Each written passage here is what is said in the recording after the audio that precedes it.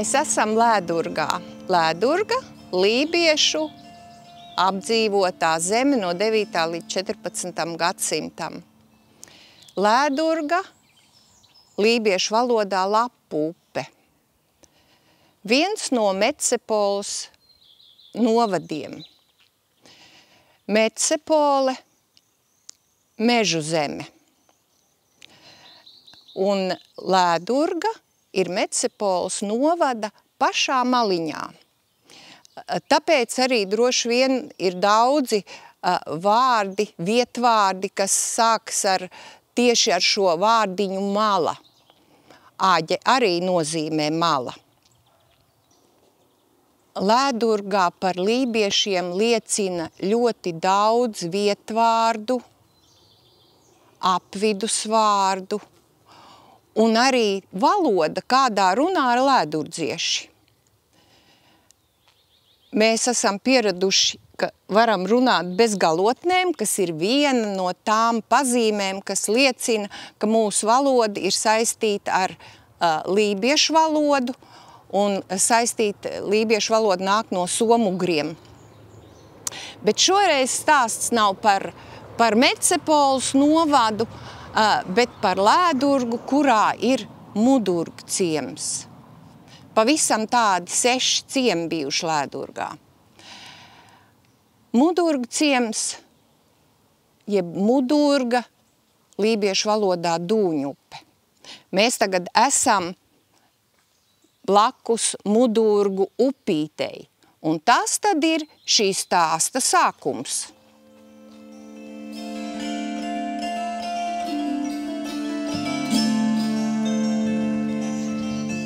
Šodien Mudurgu upītē ūdeņi ļoti maz, bet agrāk tā bija viena no ūdeņiem bagātākā Aģes pieteka.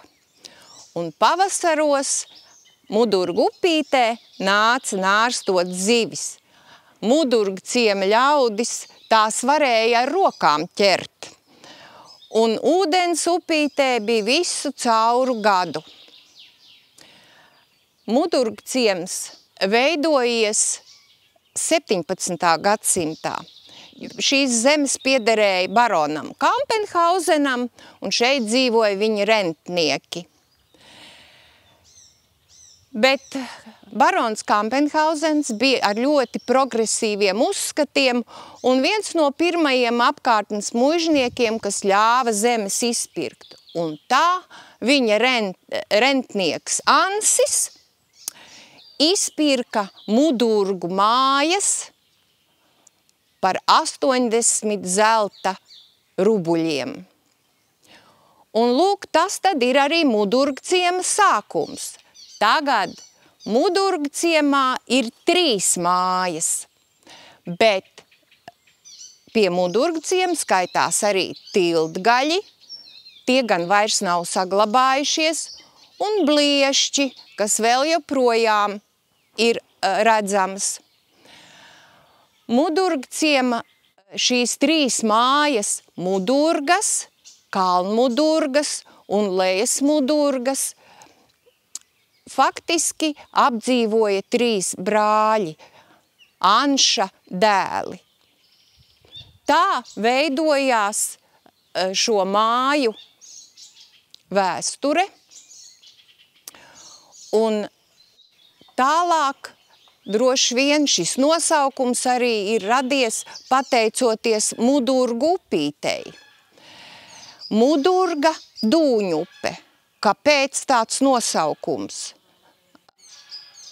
Tālāk Mudurgu upīte iet caur purvainu apvidu, jeb Aģes purviem. Mudurgu ciema zemē ietilpa arī Aģes purvi, un tepat netālu upītes krastā sākās Aģes purvi, kur Mudurgu ciema ļaudis gāja dzērvenes lasīt. No Aģes purva nekas vairs nav palicis pāri, jo zemes bija neizmantojums un vajadzēja izdomāt, kā ar viņām tikt galā, kā padarīt viņus par apstrādājumiem laukiem. Un sāka purvu nosusināt. Tagad purvu susina, izmantojot tehniku, ir ekskavātori. Tajā laikā bija speciāli cilvēki, kas ar to pelnīja naudu. Un sauc viņus vienkārši par grāvračiem. Un šie grāvrači tad arī veidoja grāvju tīklu, kas pamazām purvu pārvērta izmantojamā zemē. Un tā tagad no Aģes purva vairs nav nekas palicis pāri, bet ir skaistas ziedošas pļavas.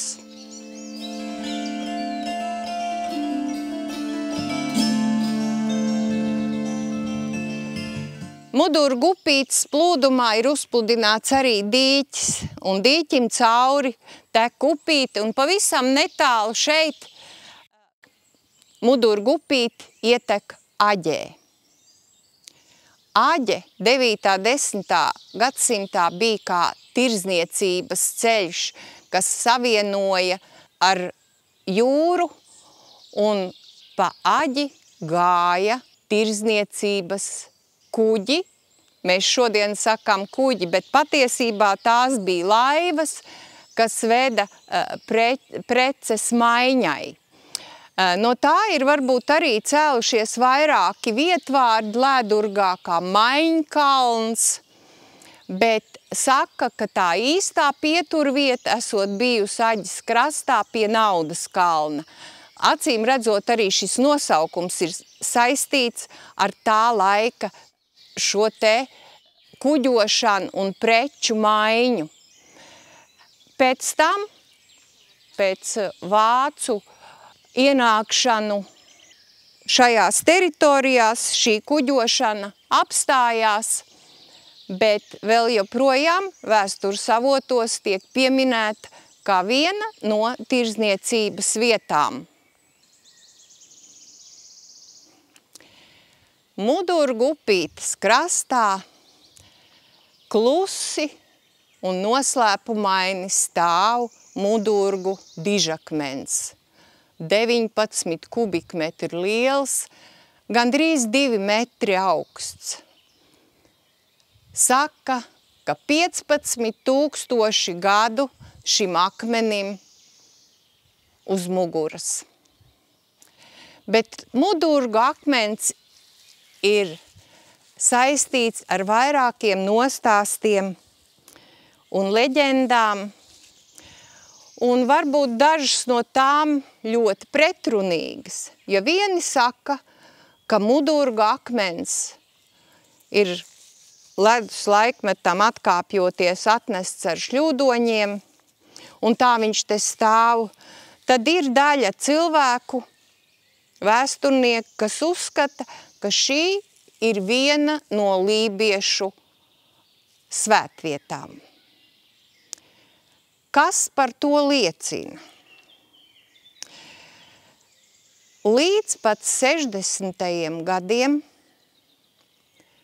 šeit ļoti bieži varēja atrast atnestas dāvanas. Dāvanas dabai, lai piesaistītu veiksmi. Un te ir tāda vieta ar iedobi, kur lika ziedoklīšus. Es ļoti labi atceros vēl, ejot līdzi savai vecai mammai, ka te bija gan maizes gabaliņi, gan graudiņi, gan dzīves šķeterītes. Un tikai vēlāk, laikam ejot, šie ziedoklīši pazuda. Bet ik pa brīdim mēs redzam, ka šeit ir kaut kas atstāts. Vai monētiņas, vai sveces dedzinātas. Tātad cilvēki joprojām šīs senās tradīcijas ievēro, un droši vien, ka viņi uzskata, ka tā ir veiksme. Runājot par svētvietu, Kas vēl var liecināt par to? Par to var liecināt arī tas, ka pavisam netālu šeit Aģes krastā, netālu no Ķipkalnu mājām, ir Ķipu kalnu senkapi, kas varētu datēties ar 9. 10. gadsimtu, ar laiku, kad šeit tiešām dzīvoja lībieši. Un tā ir tāda saistība akmens, Mudurgu upīte, Aģes upe un Ķipu kalnu senkapi. Tātad liecības, ka te tiešām ir bijusi svētvieta.